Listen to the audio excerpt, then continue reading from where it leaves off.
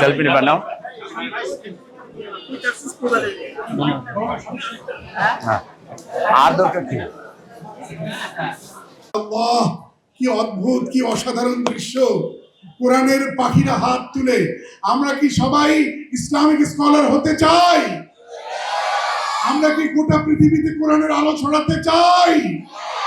আমরা কি বাংলাদেশের সীমানা ছাড়িয়ে সারা পৃথিবীর প্রতিযোগিতাগুলোতে সবচেয়ে সেরা পুরস্কারগুলো আমরা কি আনতে চাই? আমরা কি বাংলাদেশের আগামী দিনে সুরক্ষা দিতে চাই?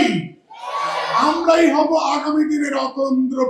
এখানে যারা ভূমিকা পালন করছেন তারা বিভিন্ন আদর্শ, বিভিন্ন সংগঠন, বিভিন্ন মত পথের সাথে জড়িত আছেন, কিন্তু কোরআনের প্রশ্নে আমরা সবকিছুকে ছাড় দিয়ে আমরা একমত হয়ে এই কোরআনের আলো ছড়িয়ে দেওয়ার জন্য এই ঢাকা শহরকে বলা হয় মসজিদের শহর।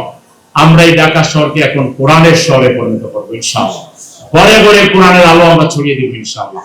সেই লক্ষ্যে আমরা যে কাজ শুরু করেছি, এই কাজে আমাদেরকে সার্বিকভাবে যারা সহযোগিতা করেছেন আমরা তাদের প্রতি কৃতজ্ঞ। উলামায়ে কেরাম, উলামায়ে মাশায়েখ যারা, এবং হাফিজে কোরআন সাহেব যারা, তারা আমাদেরকে বিশেষভাবে যে সহযোগিতা করেছেন আমরা তাদের প্রতি কৃতজ্ঞ। বিশেষ করে আমাদের মিডিয়ার বন্ধুদেরকেও আমরা ধন্যবাদ জানাই যে আপনারা তো অনেক কভারেজ দেন, কিন্তু এই কভারেজটা বিশেষত্ব আছে।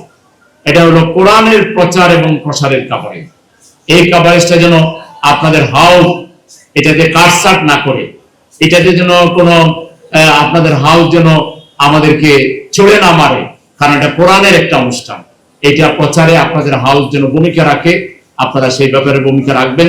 পাঞ্জাবের জগতে একটি বিশ্বস্ত নাম শাবাব এথনিক ওয়্যার। আমি আজকে আবারও ধন্যবাদ জানাচ্ছি আমাদের শিশু কিশোর হাফেজ। আগামী দিনের সম্ভাবনাময়েরা হাফেজ শুধু হবেন না, কোরআনের এক একজন ধারক এবং বাহক হবেন, কোরআনের এক একজন বড় প্রচারক হবেন। আল্লামা দেলোয়ার হোসেন সাঈদীর মতো কোরআনের পাখি হবেন ইনশাআল্লাহ।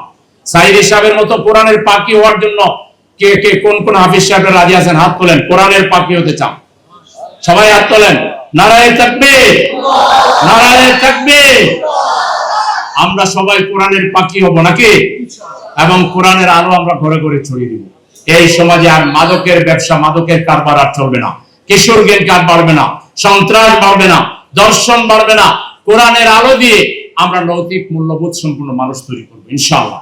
সেই কাজে আমরা সবাইকে আমাদের পাশে দাঁড়াবার উদাত্ত আহ্বান জানিয়ে আবারও আয়োজক, বিচারক এবং সাংবাদিক বন্ধুগণ, বিশেষ করে এই স্কুল কর্তৃপক্ষ, তাদেরকে আন্তরিক ধন্যবাদ জানাচ্ছি। তারা আমাদেরকে সার্বিকভাবে সহযোগিতা করেছেন।